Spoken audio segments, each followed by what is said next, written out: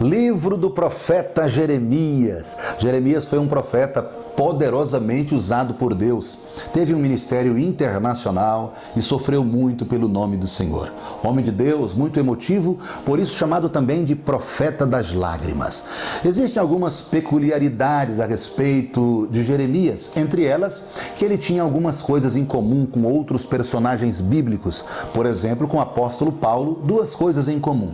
Primeiro, que ambos eram solteiros e foram chamados por Deus e usados poderosamente pelo Senhor. Segundo, que tanto um quanto o outro, a Bíblia relata que foram chamados desde o ventre materno por Deus para fazer a sua obra. Outro personagem bíblico com quem Jeremias tinha algo em comum era o profeta Ezequiel. É que tal qual Ezequiel, Jeremias também veio de uma família sacerdotal. Agora, com relação ao seu temperamento em comparação ao de Paulo ou de Ezequiel, nada em comum. Ele foi chamado para ser um arauto do Senhor no ministério internacional e fazer uma grande obra. E viveu, assim como o profeta Elias, em dias difíceis, períodos de maior apostasia, um dos períodos de maior apostasia do povo de Deus, o povo de Judá. Todavia, embora Jeremias tenha vivido em dias de tamanha apostasia, a sua base, o começo do seu ministério, a sua formação, foi uma época de um grande avivamento. Isso ocorreu nos dias do piedoso rei Josias. E foi esse avivamento que lhe deu força para enfrentar a grande apostasia do povo de Deus e, consequentemente, a ida do povo do Senhor para o cativeiro babilônico. Jeremias enfrentou grandes dificuldades no seu ministério, assim como o apóstolo Paulo, que enfrentou ameaças de morte, prisões, apedrejamentos, açoites, falsos apóstolos, etc. Jeremias também enfrentou ameaças de morte, ameaças de apedrejamentos, desprezos, falsos profetas, etc.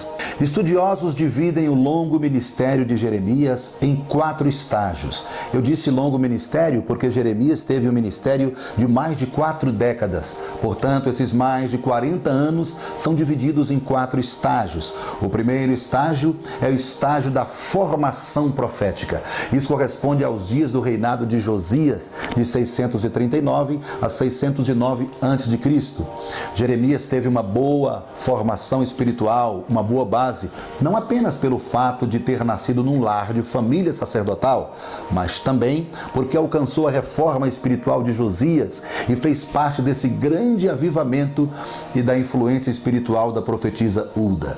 O segundo estágio do ministério de Jeremias é o estágio da afirmação profética. Isso se dá durante os dias dos reinados dos reis Jeoacás, filho de Josias, e de Jeoiaquim, nos anos de 609 a 598 a.C.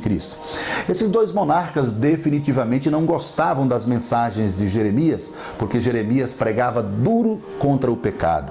Assim como o profeta Elias pregava fortemente denunciando o pecado da família real de Acabe, Jeremias, embora fosse chamado de profeta das lágrimas, pregava duro também contra o pecado da família real de Judá. E essas mensagens duras deixavam a corte palaciana completamente contra ele.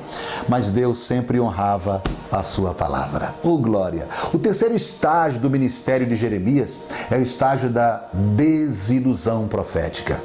Quem de nós não passou um momento na vida que a gente pensou, meu Deus, será que vamos parar agora? Mas veja bem, esse estágio ocorreu durante o reinado de Zedequias, de 597 até 586. Zedequias, que foi o último rei de Judá.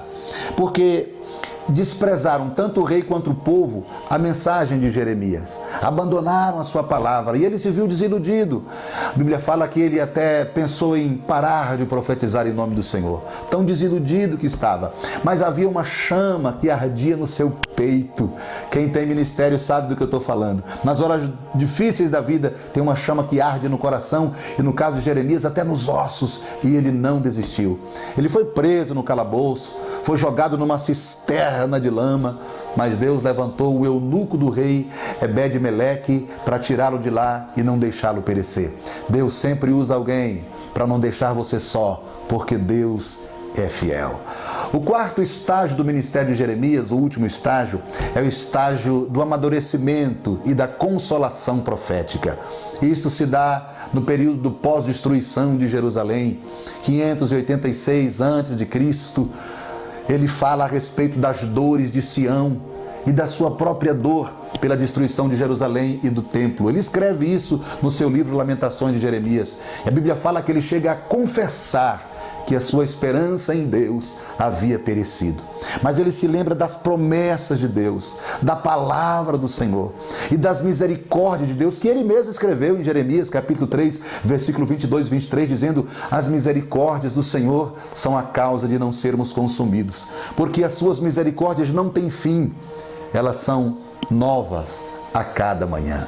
Oh, glória a Deus! Deus nunca despreza os seus. E por causa dessa palavra, desse ânimo do Senhor, ele recobrou as suas forças e encontrou ânimo em Deus e esperança para o seu povo.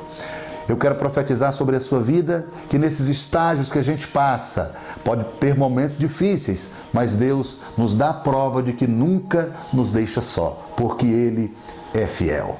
Eu sou o pastor Cláudio Veiga, lendo a Bíblia com você. Peço carinhosamente que você que não se inscreveu no meu canal ainda, se inscreva já. Clique no sininho para receber as notificações.